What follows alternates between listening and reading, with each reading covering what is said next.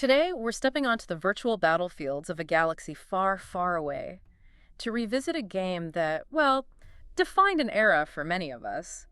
The original Star Wars, Battlefront from 2004. Hmm. How did this game manage to immerse millions in those iconic conflicts, making us feel like active participants rather than mere observers? Right. What hidden stories and clever solutions lie behind its enduring appeal, making it, a true cultural touchstone for gamers? This deep dive isn't just about revisiting a classic, although let's be honest, the nostalgia is certainly a powerful draw. Oh, definitely. It's really about dissecting a pivotal moment in gaming history, understanding how a single title captured the essence of a beloved franchise with such ambitious vision. Oh, okay. We'll explore the complex journey behind its creation, from the ambitious goals and ingenious developer solutions to the sometimes conflicting critical reception and its profound, lasting legacy, culminating in a remarkable modern rebirth. Our mission is to uncover the surprising facts, the clever design choices, and the lingering questions that elevate this game beyond just a simple shooter, offering you, our listener, a shortcut to being truly well-informed about a game that really shaped a generation. And to illuminate our path through this galactic conflict, our primary source for today's journey is the comprehensive Wikipedia article on Star Wars, Battlefront 2004 video game. We're going to extract the most important nuggets of knowledge and insight, meticulously sifting through the details to bring this classic back to life for you, revealing the layers beneath its surface. Let's begin at the very beginning then, tracing the origins of Star Wars, Battlefront. Okay.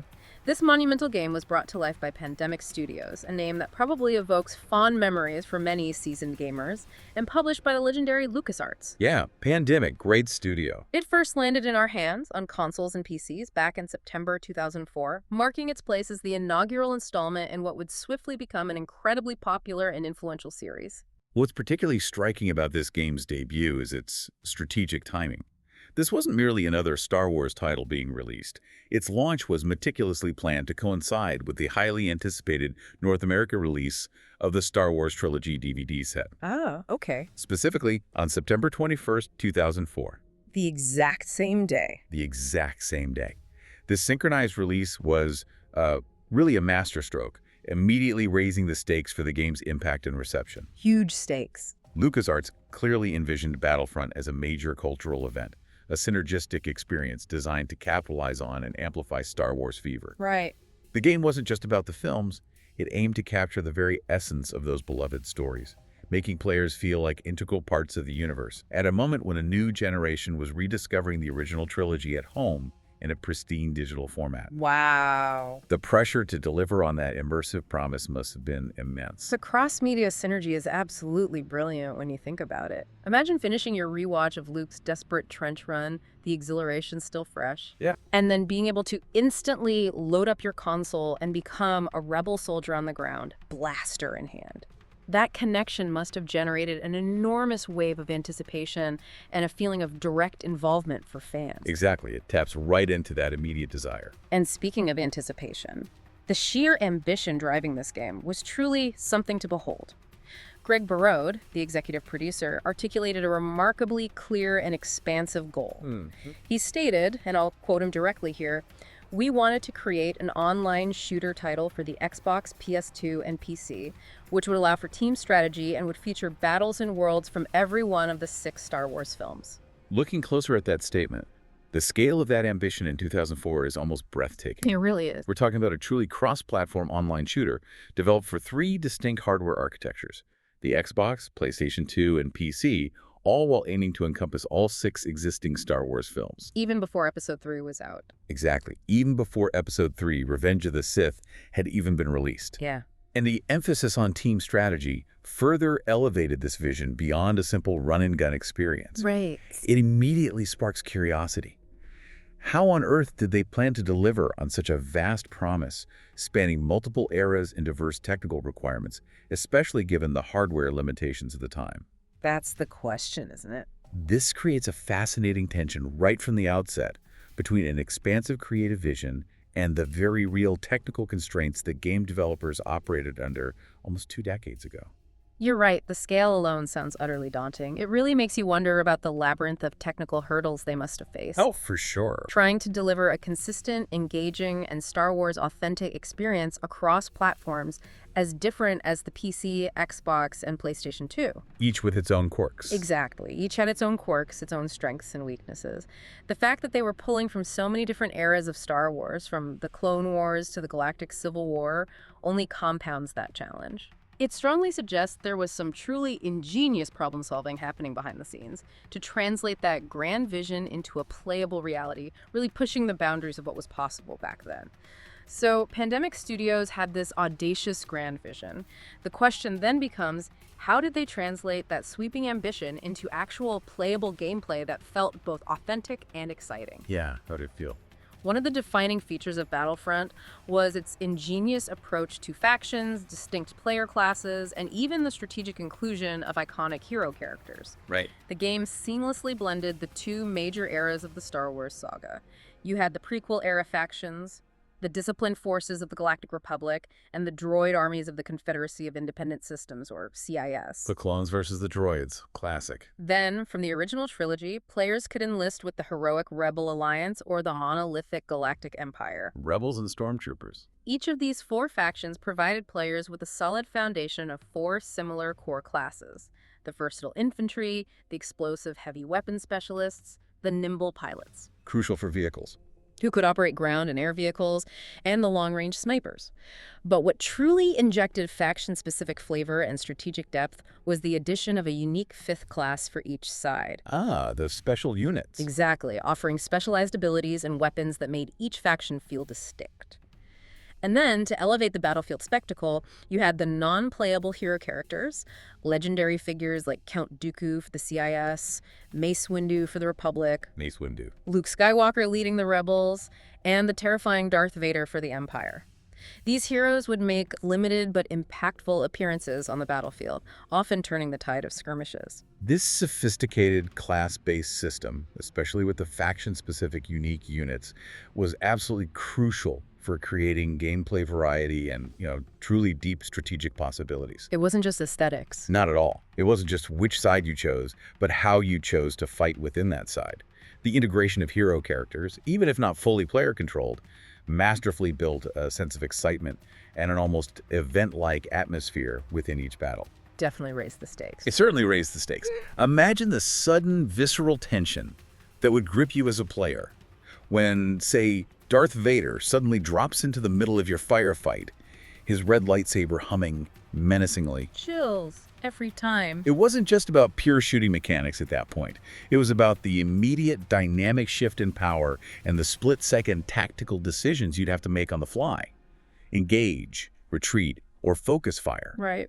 These heroes weren't just window dressing. They were strategic pivots that forced every player to adapt instantly, truly bringing the cinematic scale into the gameplay. You're absolutely right. That sudden, terrifying appearance of a red lightsaber igniting in the distance would send shivers down your spine, or a wave of hope depending on your allegiance. Yeah, exactly. It was such a brilliant narrative and mechanical way to bring the epic scale of the films directly into the game world, creating those unforgettable cinematic moments for players. And the core gameplay loop at its heart was this relentless tug of war, a strategic dance of conquest and control. The command posts. Primarily, your objective was twofold. Either completely eliminate all enemy forces, or, more commonly, capture and then successfully hold all command posts scattered across the map simultaneously for a tense 20-second countdown. That 20 seconds could feel like an eternity. Oh, absolutely. And this objective was made even more critical by the finite amount of reinforcements each faction possessed. You couldn't just endlessly throw bodies at the problem. Right, the ticket system. Every life lost chipped away at your overall strengths, adding a layer of tactical resource management. To aid in your conquest, the game boasted an impressive arsenal of over 25 vehicles, ranging from the intimidating multi-story ATTs that stomped across the landscape, Those were amazing. serving as mobile command posts and fortresses, to the light and fast speeder bikes that zip through dense forests. So much fun, the speeder bikes. And as if battling the opposing faction wasn't enough, some maps introduced environmental challenges in the form of ingenious forces, creatures like Jawas, Wookiees, or Tusken Raiders who could be neutral, hostile to one faction, or most dangerously, hostile to both. This intricate mechanic of limited reinforcements, combined with the constant struggle for command points, intrinsically created an incredible, palpable tension in every single match. You really felt it. Every life, every captured post, truly mattered, transforming each skirmish into a high-stakes endeavor. The sheer variety of vehicles, from heavily armored tanks to agile starfighters, meant that players had to constantly adapt their strategies, not just in their class choice, but in their moment-to-moment decisions on the battlefield. You couldn't just stick to one thing. No way. Think about the desperation of a last stand. Your reinforcement count dwindling, the enemy closing in, and you're trying to hold that final critical command post against a hulking AT-AT bearing down on your position. In there. Or perhaps you're caught between an enemy flank and a sudden, unexpected assault from a group of Tusken raiders. These layered elements significantly heighten the battlefield drama, ensuring players were always engaged, always thinking, and always feeling the pressure of a genuine Star Wars conflict. Those kinds of desperate cinematic moments truly define the Battlefront experience for many. It's fascinating because while the game was undeniably lauded for its robust and engaging multiplayer, Which it was. it also offered some surprisingly diverse and compelling ways to play in single player. Beyond just online skirmishes, there were 3 distinct single-player modes. First, a campaign mode, which wove a narrative loosely based on the Clone Wars and Galactic Civil War, allowing players to experience the conflict from multiple faction perspectives. Okay, the campaign. Second, there was Galactic Conquest, a more strategic metagame where players aim to conquer planets across the galaxy, earning unique and powerful bonuses like secret bases that could sway future battles. Oh, Galactic Conquest. I love that mode. It had surprising depth, right? And finally, Instant Action, which provided customizable battles, letting players jump straight into their favorite maps and scenarios without any overarching commitment. It's easy to overlook, given the game's multiplayer renown. But these single-player modes offered unique experiences that went far beyond mere practice. Galactic Conquest, in particular, introduced a captivating strategic layer. Definitely. It wasn't just about winning individual battles. It was about the metagame of conquering planets, each victory potentially granting powerful secret-based bonuses that could include unique units or stat buffs for subsequent engagements. That changed how you played the next battle. Exactly. This mode forced players to think beyond immediate gunplay, considering the broader strategic implications of each battle within a persistent campaign. This begs an important question. For a game so clearly focused on large-scale multiplayer combat, how crucial was it to offer these varied and surprisingly deep single-player experiences, even if they weren't the primary draw for most? That's a good point. It speaks to a commitment to providing value beyond just online competition. That's a great point. And the campaign mode itself offers a really interesting window into the practical realities of game development interacting with real-world intellectual property release schedules. Like the Episode 3 issue. Exactly. For instance, the Clone Wars campaign concludes specifically with the Battle of Kashyyyk because Star Wars. Episode 3, Revenge of the Sith, hadn't been released yet when the game was in development. So they couldn't show the ending. Right. This meant the developers had to make specific, sometimes clever narrative choices to maintain continuity and avoid spoiling future film events. We see this in details like switching player perspectives or having separatists primarily fight only native forces before the pivotal Battle of Geonosis. Interesting workarounds. It makes you incredibly curious about the kind of narrative compromises and creative workarounds they had to implement because of those real-world constraints and a desire to be faithful to the unfolding saga. We've painted a picture of the epic battles and the thrilling gameplay that Battlefront offered on the surface. But to truly appreciate its magic, we need to go beyond the visible battlefields and dive into the unseen wars fought by the developers themselves. Behind-the-scenes stuff. The ingenious solutions and difficult compromises made behind the lines to bring this galaxy to life.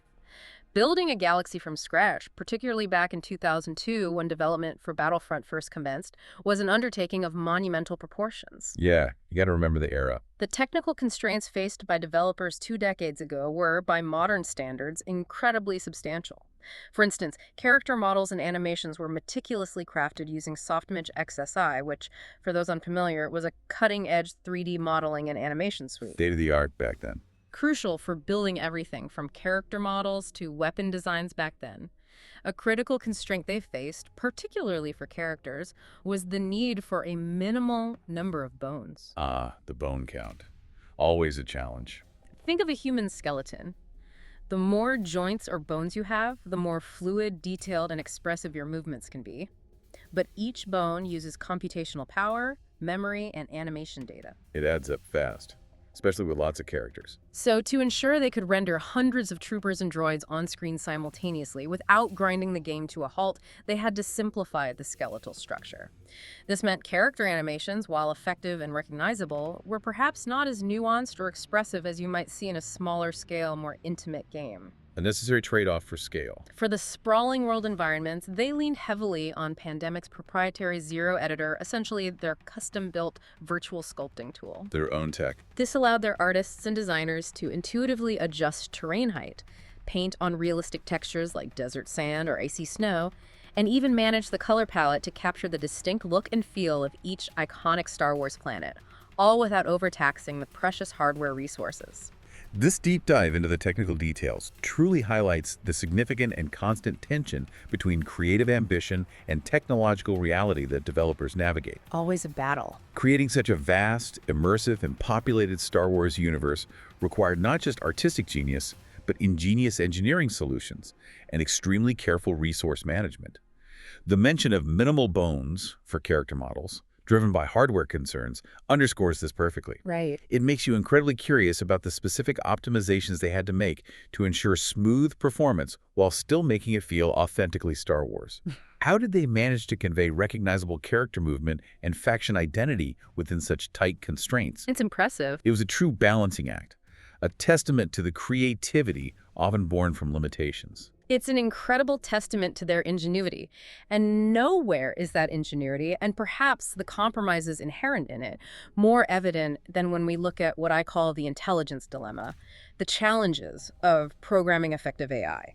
Yes, the AI. Yeah. A common critique point later. The source material reveals that the AI used a clever two-tiered system, again, explicitly designed to ensure a minimal load on the hardware. There was a higher-level objective system, for example, dictating which command post a unit should head towards or which general area to defend. The big picture goal. This was calculated relatively infrequently, perhaps every few seconds per unit. Then there were lower-level objectives, such as which specific enemy to fire on, how to avoid incoming blaster fire, or what defensive posture to take. The immediate reactions. These calculations, being more immediate and reactive, were performed continuously. This is a particularly fascinating peek into the early days of game AI, and it's a brilliant example of a clever solution that came with inherent trade-offs. Always trade-offs. That segmented approach was undoubtedly an elegant way to manage computational resources, preventing the game from bogging down under the weight of hundreds of individually smart bots. However, it also subtly hints at the very limitations that critics would later point out. Right, you could see it sometimes. This technical compromise directly impacted gameplay, creating a subtle but noticeable tension between the idealized vision of intelligent, capable adversaries and the practical reality of the game's computational budget. Oh, so, exactly. Well, to truly grasp this, consider how AI had to think in real time. A high-level decision to attack command post A, calculated every few seconds, might seem sufficient. But if in that intervening time an enemy vehicle rolled up or a sniper took aim, the AI's lower-level calculations for firing on an enemy or finding cover might kick in, but not necessarily override the primary outdated objective quickly enough. This meant you'd sometimes see a bot running determinedly towards a control point, seemingly oblivious to immediate threats. Yeah, running right past an enemy. A direct consequence of prioritizing the overall battlefield flow over granular reactive intelligence for every single unit. It was a trade-off that allowed for the massive scale, but came at the cost of some tactical sophistication. And this isn't just a dry technical point, is it? We've all been there in games, haven't we? Oh, yeah. That moment when your AI teammate in a furious firefight decides to take a scenic route, or an enemy just stands there, seemingly oblivious to your presence. Happens all the time. Battlefront's specific AI architecture, designed to optimize performance, was often the unseen culprit behind those slightly off moments. It reveals the silent, constant negotiation between ambition and technical reality that defines game development. That's a phenomenal explanation, really highlighting how every technical choice, no matter how clever, can have a ripple effect on the player's experience. Hmm. But it wasn't just about cutting-edge graphics and efficient AI. A huge part of the game's immersion came from its incredible sound design and, crucially for fans, the familiar voices that truly brought the galaxy to life. The sounds of Star Wars are iconic. Pandemic Studios took great pains to get the audio right. Some sounds and Foley effects, the iconic blaster fire, the distinctive hum of a lightsaber, the roar of a TIE fighter were actually pulled directly from the vast Star Wars reference material that LucasArts had curated. Using the original sounds. Smart. But beyond that, a dedicated 2-day visit to Skywalker Ranch resulted in new recordings, contributing to approximately 1,200 unique Foley sounds used for environmental interactions. Wow, 1,200 sounds. Imagine the detail. Everything from the distinct crunch of your boots on different terrains to the clank of armor against metal. And perhaps most critically for the ardent fans, they made a concerted effort to bring in original voice actors. That makes such a difference. Temuera Morrison, known for playing Jango Fett in Attack of the Clones, famously reprised his role for the clone troopers. Watch those wrist rockets. Exactly. Tom Kane, whose voice is synonymous with characters like Admiral Akbar and Yoda, lent his talents, and Nick Jameson continued his established role as Darth Sidious, or Emperor Palpatine, within the Star Wars universe. The meticulous sound design, blending those instantly recognizable, authentic film reference materials with dedicated, high-quality recordings, demonstrates an incredible, unwavering commitment to immersion. Absolutely. They understood that sound is half the experience in Star Wars. But bringing in those original voice actors wasn't just a nice-to-have, it was absolutely critical for the game's authenticity and its connection to the established lore. It just felt right. Hearing Temuera Morrison's voice as you played a clone trooper, for example, instantly transported players, deepening their connection to the film franchise and its narrative. It wasn't just a voice, it was a character, a piece of the galaxy. This really hammers home how sound, often an unsung hero in game development, is a cornerstone of creating a believable world and truly connecting with an audience on an emotional level. It raises the emotional stakes, making you feel truly part of the saga. Those familiar voices truly cemented the feeling that you were stepping directly into the movies, blurring the lines between cinematic spectacle and interactive gameplay. Now, let's turn our attention to the fascinating echoes of what could have been the tantalizing cut content. Ah, the cut content. Always interesting. A game design guide from Pandemic Studios itself, a document offering a glimpse into their early ambitions, revealed some truly intriguing features that regrettably didn't make it into the final release. Imagine this. A separatist bounty hunter class, complete with an iconic IG droid model, was originally planned. And an IG droid. Right. Like IG-88. For the Galactic Republic faction, early designs included playable Jedi, a feature that would have fundamentally altered gameplay. Playable Jedi, that's huge. And the Imperial faction was slated to receive an officer class, which could have added another layer of tactical support. Officer class. Interesting. But it wasn't just characters and classes that fell by the wayside. A staggering number of planets were also planned but ultimately cut from the game's final roster. Oh, which ones? The list is extensive. Corellia, Korriban, Rexus Prime, Cyphera, Mon Calamari, Despair Station, and Ossus. Each of these names evokes rich lore and unique environments within the Star Wars universe. That's a lot of cut planets. Korriban, Mon Calamari, those would have been amazing. Right. This is where the tension of creative development truly comes to the forefront, revealing the difficult choices made in the pursuit of a deliverable product. Imagine a playable Jedi for the Republic. What kind of abilities would they have possessed? How would you even balance that? Exactly. Would they have been limited by a force meter or a cooldown on their powers? Or would their sheer, unadulterated power have risked completely unbalancing the infantry-focused combat that defined the game? It's a tantalizing what-if that speaks volumes about the game's early, expansive ambitions, and the list of cut planets is equally revealing. Consider Korriban, the ancient Sith homeworld, or Mon Calamari, a world known for its aquatic cities and famous star cruisers. Each of these would have demanded unique art assets, specific environmental mechanics. Like underwater combat, maybe? Perhaps. And entirely new gameplay considerations.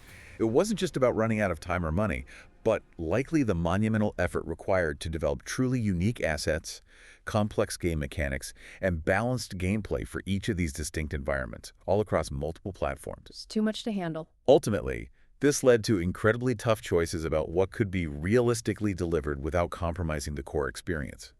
This really begs the question, how often do we, as players, stop to think about the ghosts of features and worlds that never made it into our favorite games? Not often enough, probably. What might they have added to the experience, transforming it into something even grander?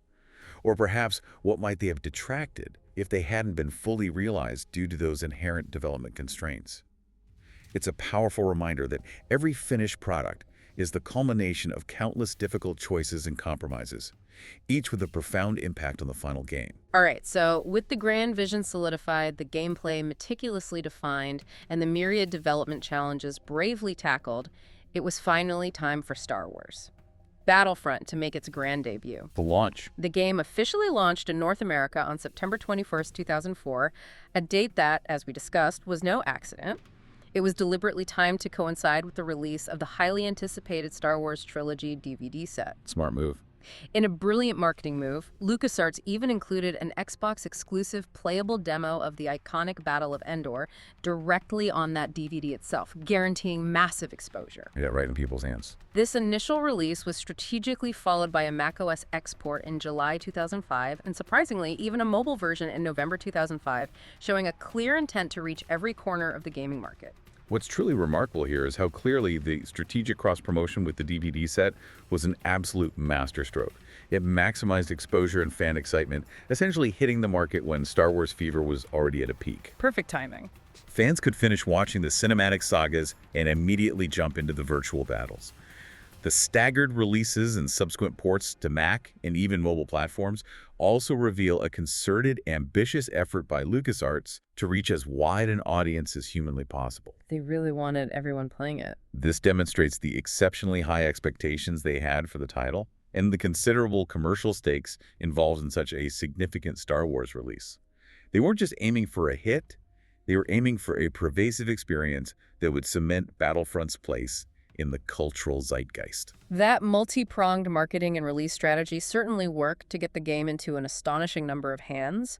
But when we look at the critical reception that followed, it presents a bit of a mixed verdict. Ah, the reviews. A fascinating contrast to its commercial performance. The game ultimately received generally favorable reviews, averaging around 80% on aggregate sites like Game Rankings and Metacritic across its various platforms. 80% is pretty good. It is generally favorable. However, within that generally favorable umbrella, individual scores ranged quite widely, from a lukewarm 50% all the way up to an enthusiastic 94%. Whoa, 50 to 94. That's a huge range. This generally favorable but remarkably wide-ranging critical reception immediately introduces a compelling tension.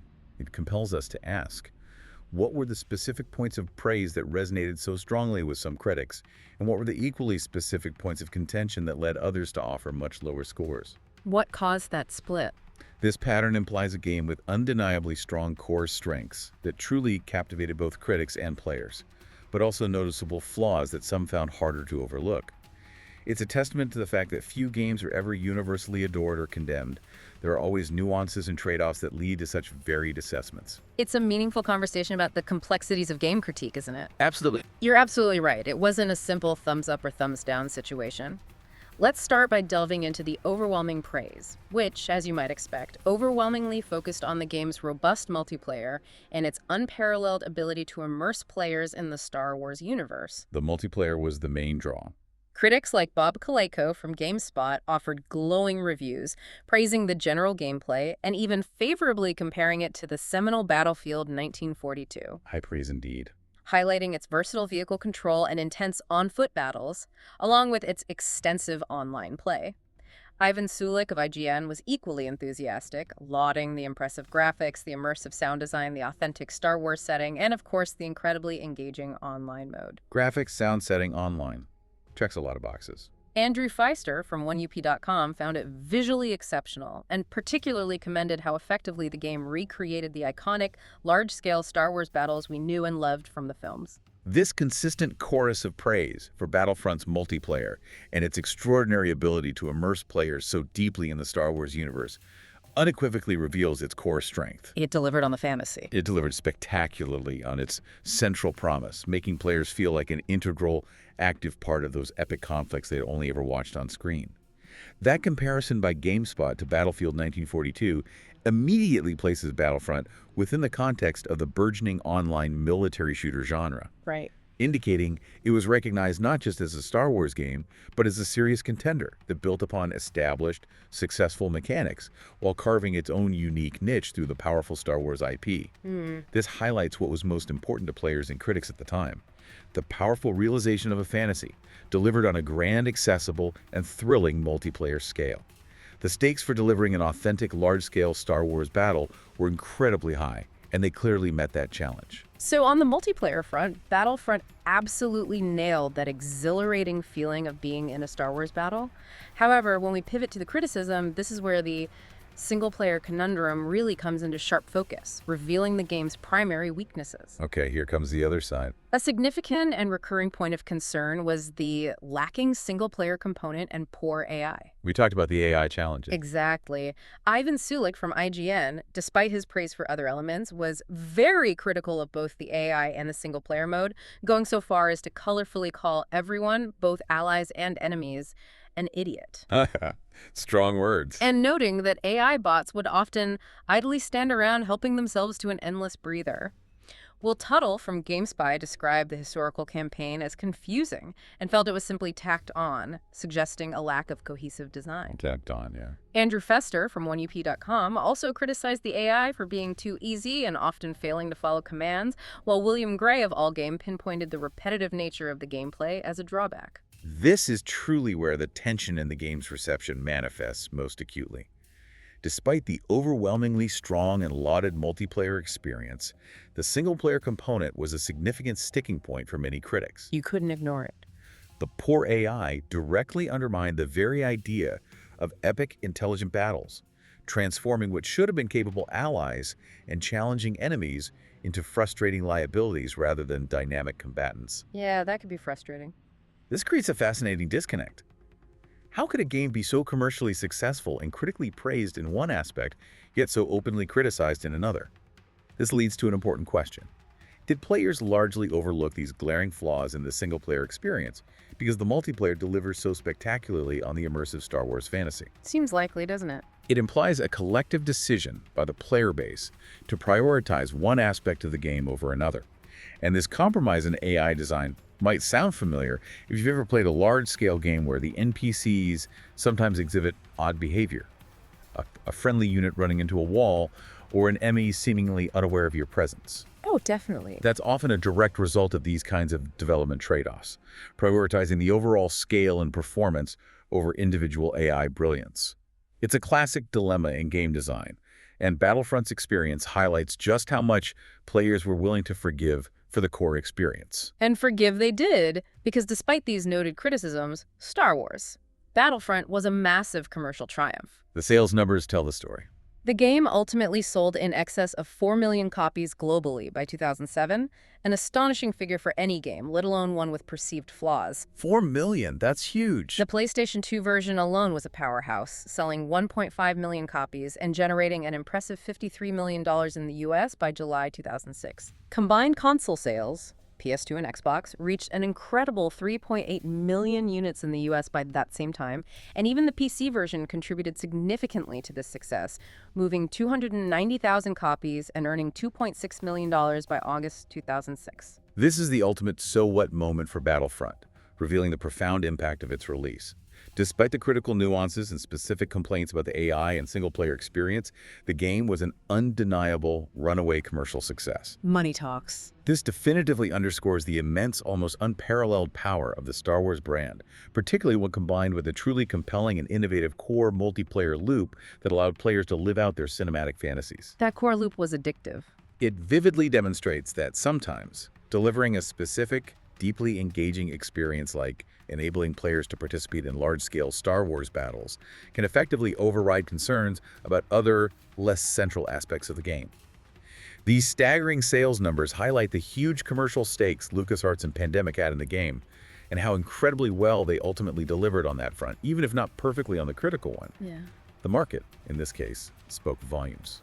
So, Battlefront achieved massive commercial success and carved out its place in gaming history. But like so many online-focused games of its era, it eventually faced the inevitable fading light of official online play. The server shutdowns. Always sad.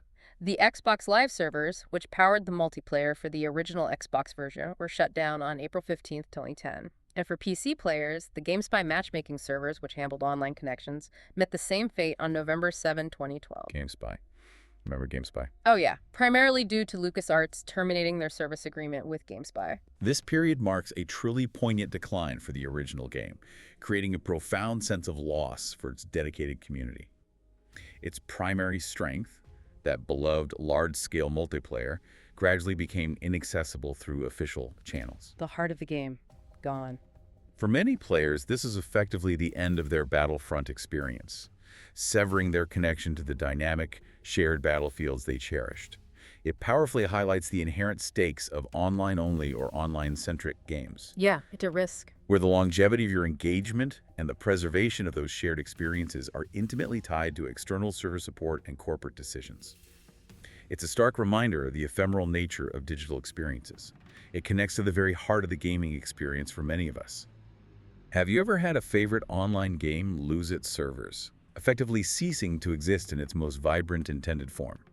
It hurts. The feeling of losing access to those shared dynamic experiences the communities built around them is a truly poignant and often overlooked aspect of gaming history. It leaves a void that no single-player mode can fully fill.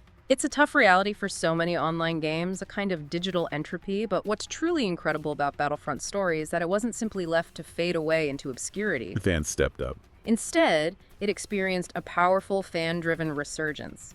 Pandemic Studios, in a remarkable show of goodwill and perhaps recognizing the immense passion for their creation, actually released unsupported mod tools for Windows. That was cool of them. These tools were a game changer, allowing dedicated players to create their own custom maps, edit weapons, and even customize characters. This act of empowerment fostered incredibly vibrant communities around custom content, breathing new life into the game. This is truly a fascinating testament to the game's deep appeal and the enduring power of fan creativity.